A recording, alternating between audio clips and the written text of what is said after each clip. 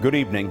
Once again, an American president is weighing military options in Iraq, this time to try to preserve a democracy created at the cost of thousands of American lives and billions of American tax dollars.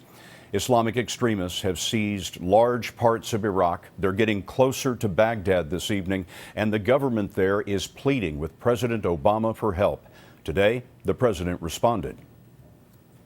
We will not be sending U.S. troops back into combat in Iraq, but I have asked my national security team to prepare a range of other options that could help support Iraq security forces, and I'll be reviewing those options in the days ahead.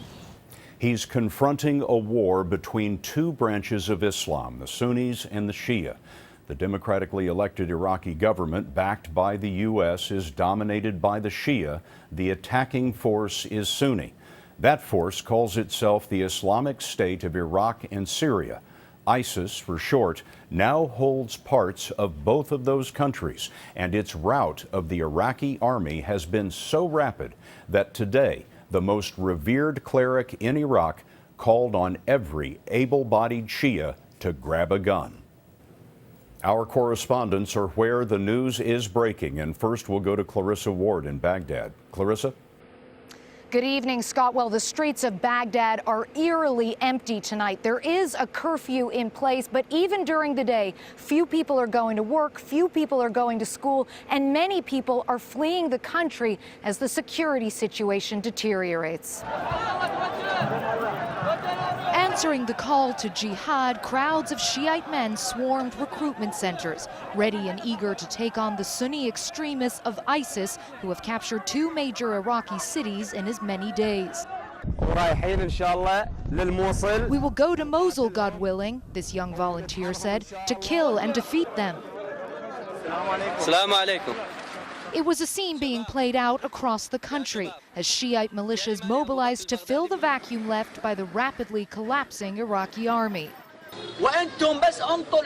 We must protect our holy sites, this recruiter shouted. Anybody who can take up arms should do so.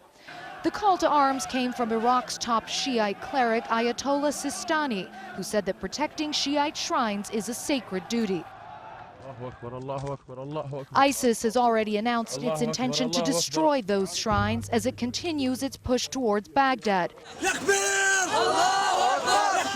In Mosul, Iraq's second biggest city, which fell on Tuesday, militants showed off their newly acquired U.S. equipment, abandoned by the fleeing Iraqi army.